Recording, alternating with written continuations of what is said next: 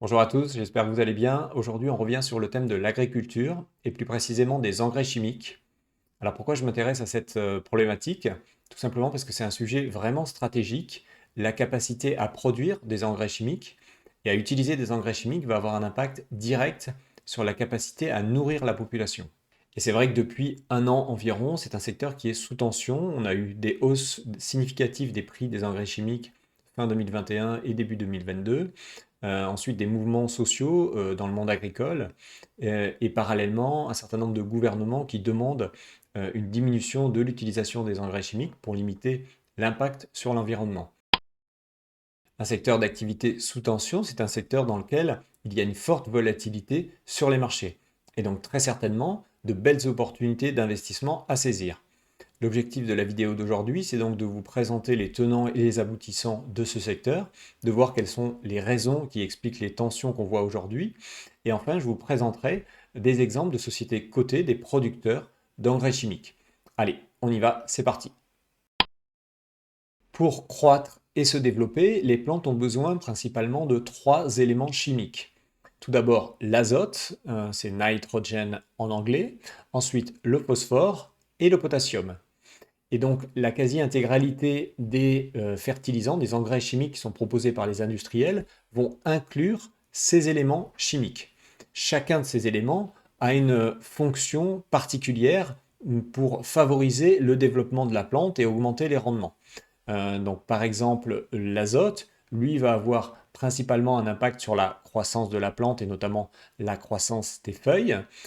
Ensuite, le phosphore, lui, va avoir un impact sur la croissance des racines, des fruits et des fleurs. Et le potassium, lui, sur la croissance des tiges et également pour favoriser le mouvement de l'eau à l'intérieur de la plante. Donc les trois vont être vraiment beaucoup utilisés par les agriculteurs. La différence, c'est que les dérivés azotés, eux, vont devoir être utilisés tous les ans, voire deux fois par an, tout simplement parce qu'ils sont ou bien absorbés par la plante, ou bien perdus ensuite dans l'écosystème.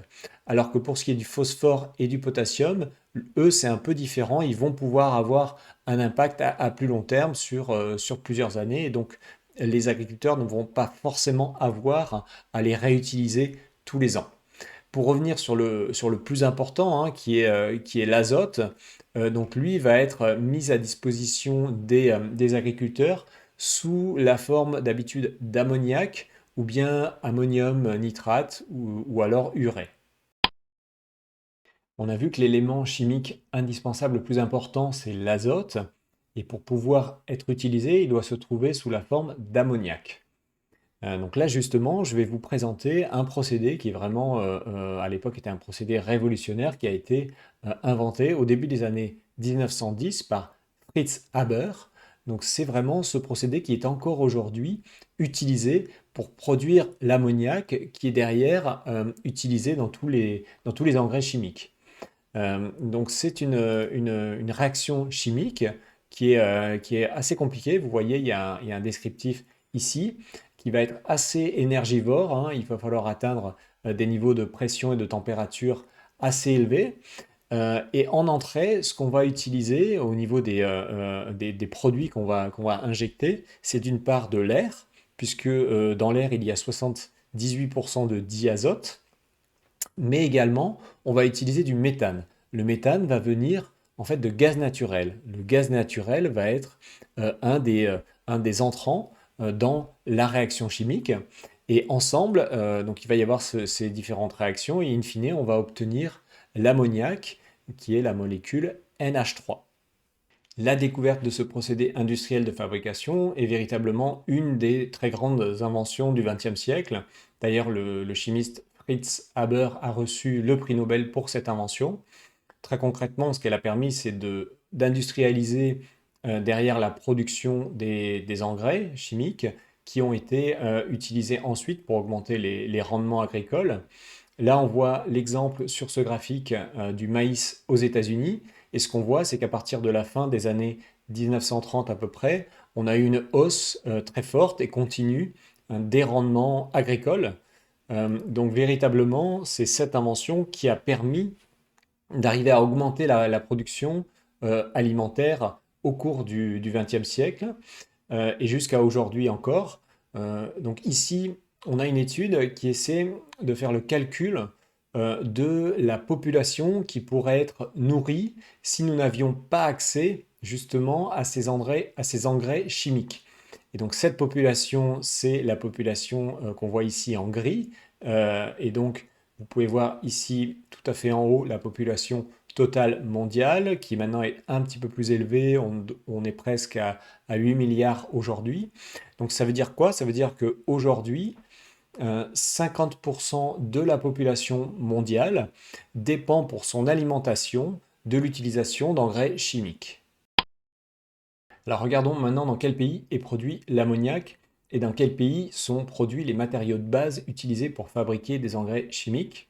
Donc si on commence par l'ammoniac, ici vous voyez le classement des pays producteurs et de loin, hein, la Chine est numéro 1 avec plus de 48 millions de tonnes, donc elle est numéro 1 vraiment de très loin. Suivent ensuite la Russie, l'Inde et les États-Unis.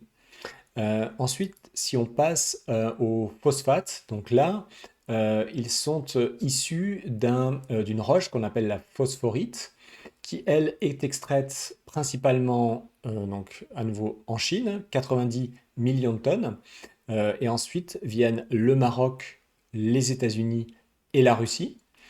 Et si en dernier on regarde, donc on s'intéresse aux apports en potassium, donc qui sont les engrais chimiques sont fabriqués à partir de potasse. La potasse est un minerai qui inclut du chlorure de potassium.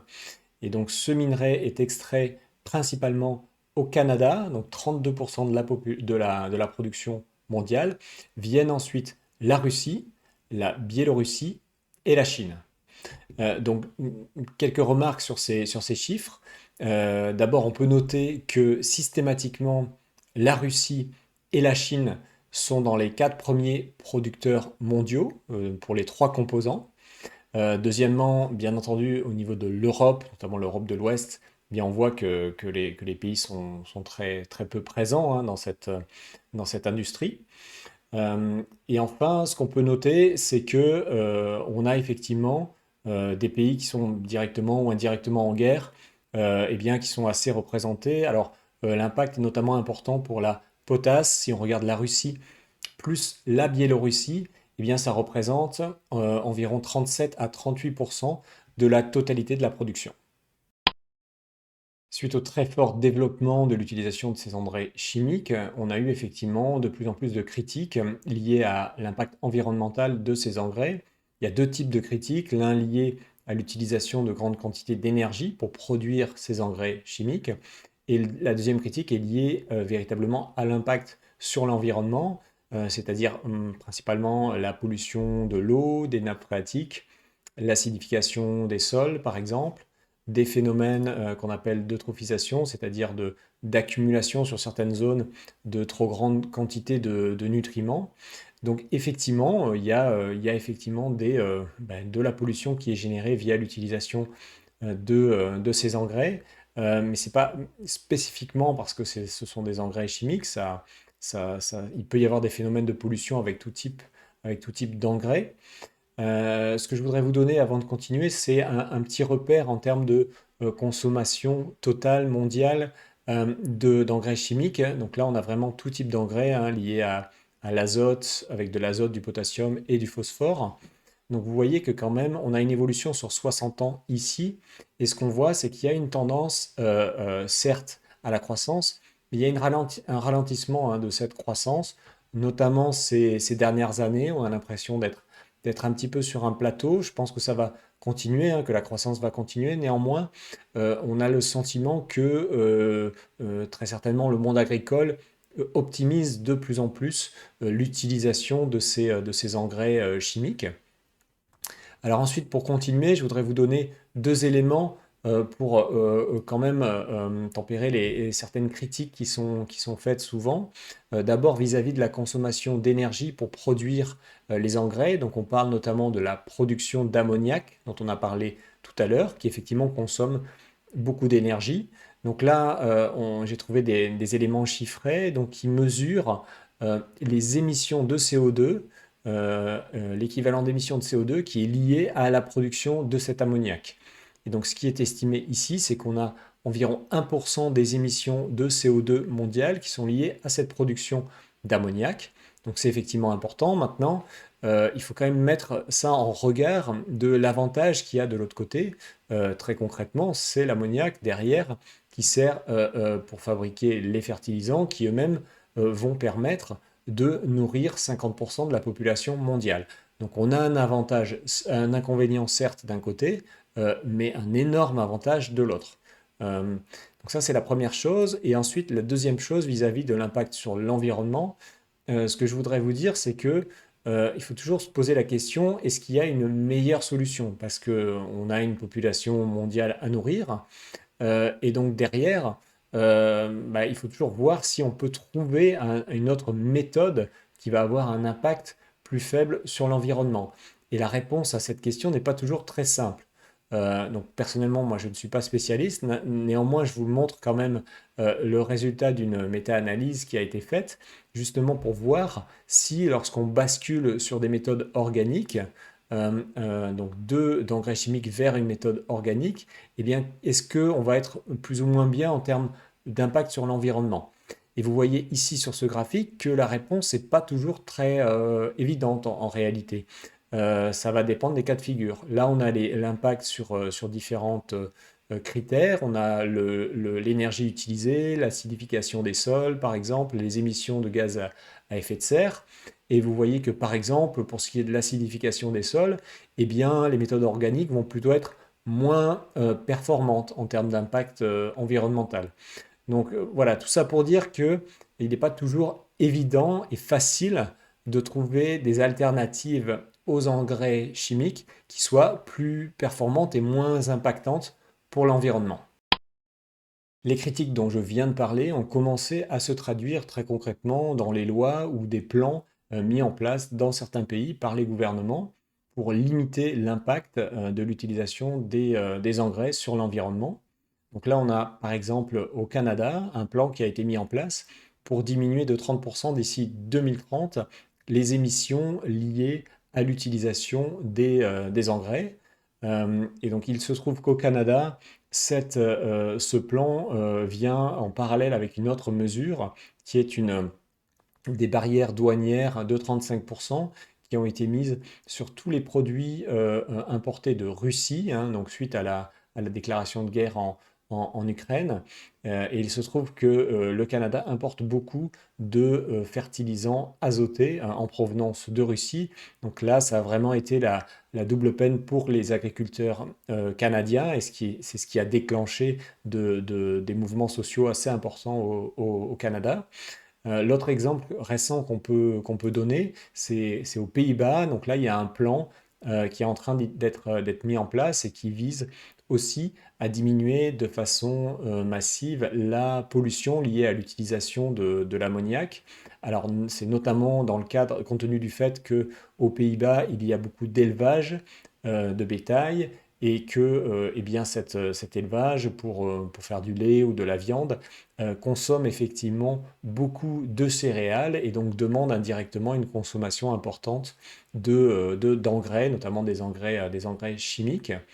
Et le dernier exemple qu'on peut donner récent, c'est le Sri Lanka. Donc là, effectivement, on a un pays qui a décidé un petit peu du jour au lendemain de passer en 100% organique, hein. Donc le président a décidé eh bien, du jour au lendemain d'interdire l'importation d'engrais chimiques l'année dernière. Il est revenu ensuite sur sa décision, mais ça a impacté vraiment la saison et notamment les rendements.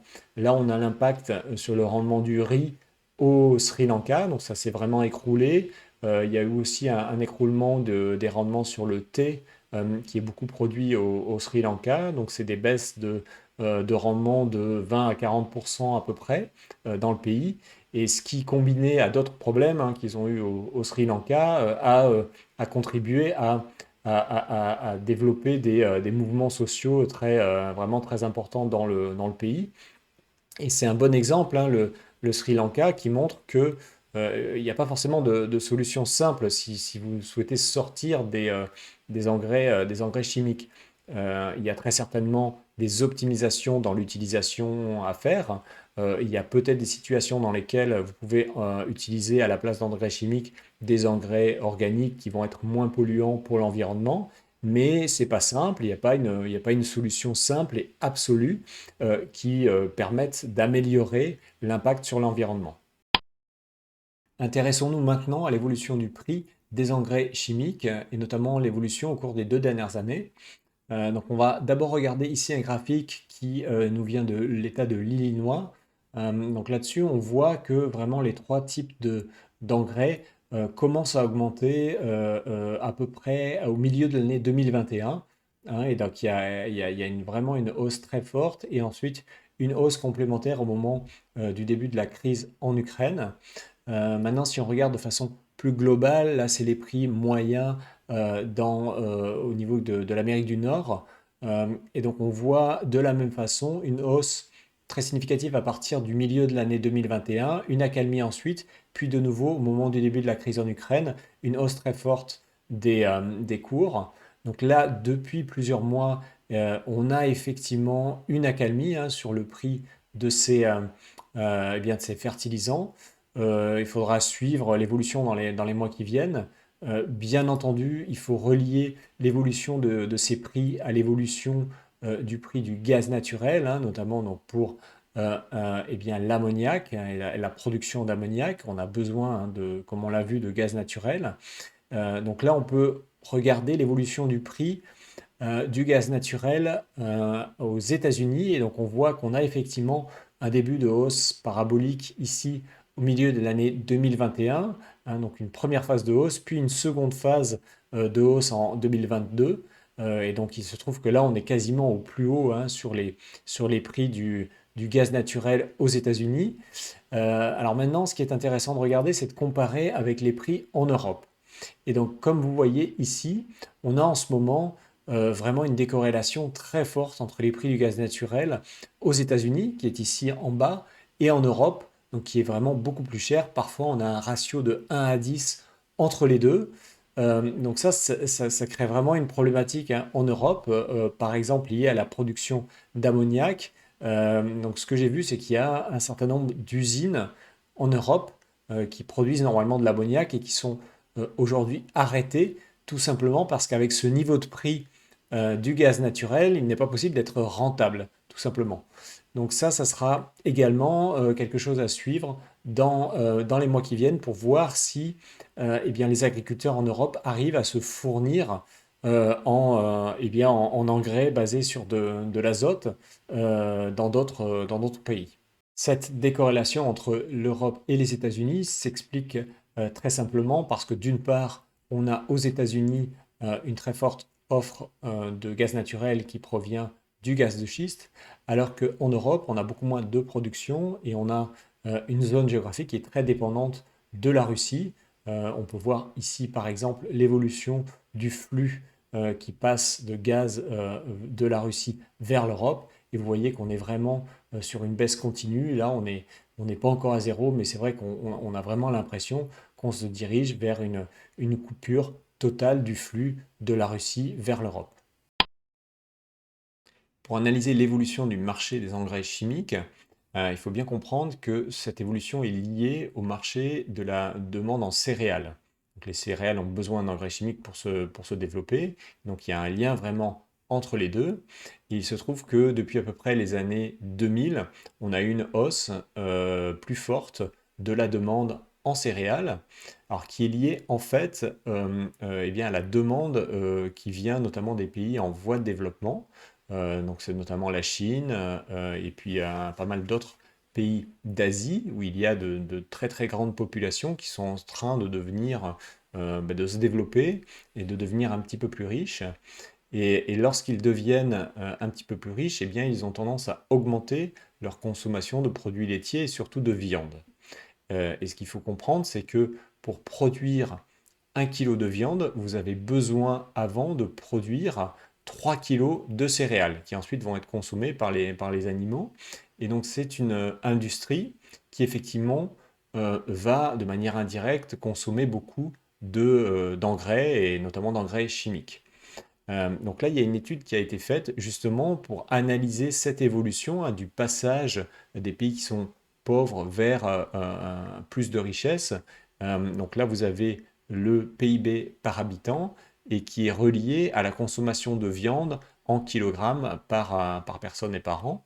Et donc vous voyez qu'on a une moyenne, hein, une courbe qui est ici en vert, qui représente l'évolution de cette consommation.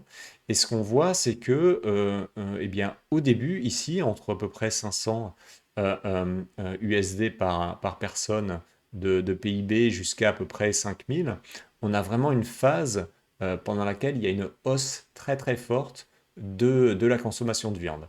Et il se trouve que eh bien, depuis à peu près une vingtaine d'années, on a énormément de personnes qui passent par cette phase, notamment des pays d'Asie. Donc on a la Chine, hein, qui est passée par cette phase, et maintenant on a d'autres pays qui sont très peuplés, comme l'Inde, l'Indonésie, le Pakistan, les Philippines, le Vietnam, qui passent par cette phase-là et qui sont en train d'augmenter significativement leur consommation de viande. Et donc là, aujourd'hui, on a encore, hein, dans ce créneau-là plus de 2 milliards d'habitants qui créent une demande très forte ensuite de production de céréales.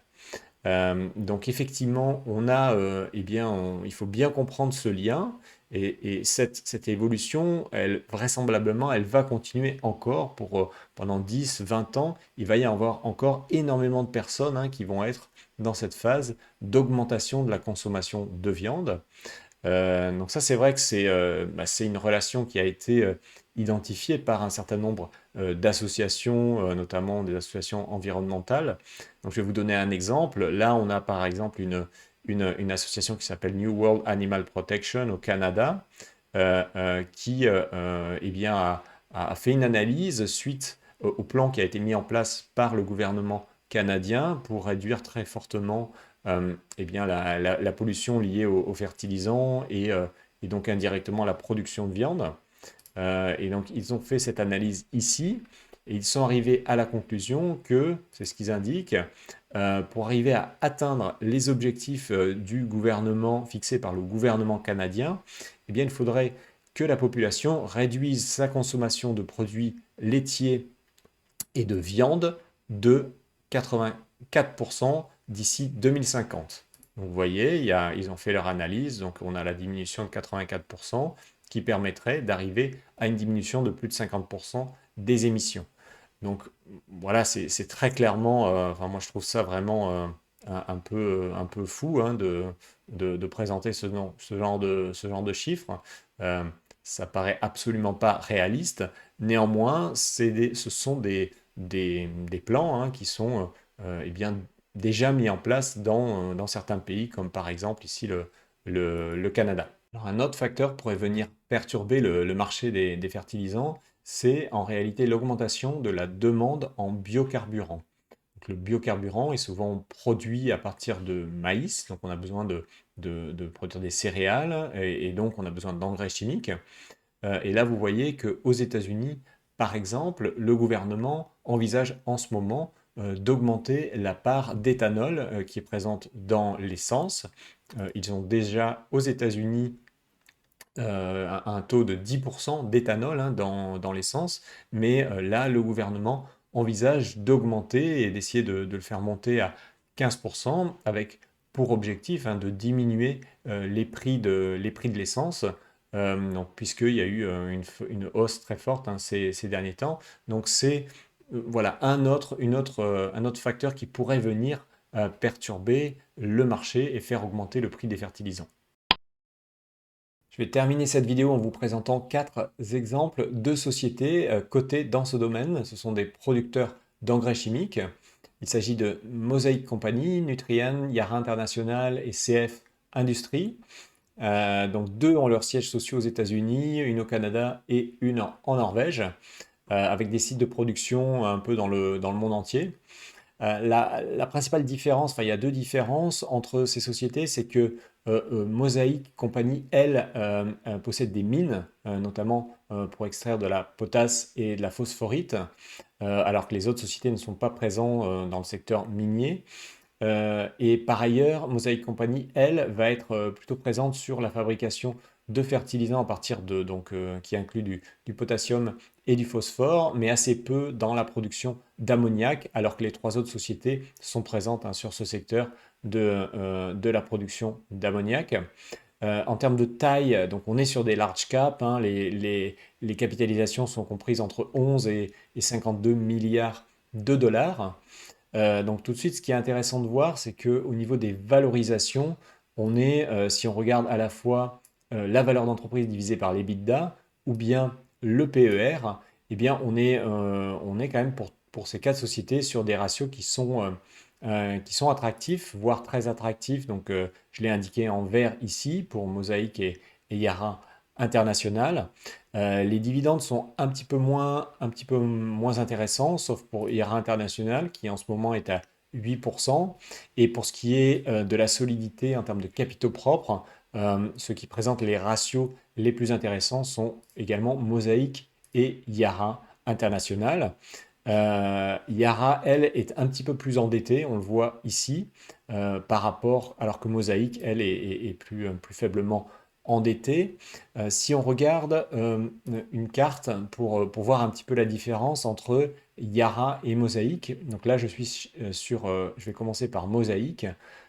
Mosaic, ils sont quand même plutôt présents au niveau des sites de production sur le continent américain, un petit peu en Asie et pas du tout en Europe. Alors que si on regarde Yara International, ici, vous voyez qu'il y a une très grande concentration des sites de production en Europe. Alors donc ça peut être un problème. Ils sont présents sur le marché de la production d'ammoniac. Et c'est vrai que compte tenu des prix très élevés, hein, qu'il y a structurellement en Europe en ce moment, ça peut être gênant. Ils ont fait des communications en disant que récemment encore qu'ils ont besoin de fermer certains sites ou d'arrêter la production sur certains sites où normalement ils produisent de l'ammoniac, hein, qui consomme du gaz naturel. Donc ça, c'est vrai que c'est quand même un risque assez important, je trouve, pour cette société. Voilà, c'est pour ça que globalement, sur la base de cette analyse rapide, mais qui nécessite d'aller bien sûr plus en profondeur, mais sur la base de cette analyse rapide, personnellement, la société pour moi qui ressort est clairement Mosaic Company. Merci beaucoup pour votre attention. Encore une fois, si vous aimez mes vidéos, abonnez-vous, mettez un pouce vers le haut, ça m'aide beaucoup à faire connaître la chaîne. À bientôt. Ciao.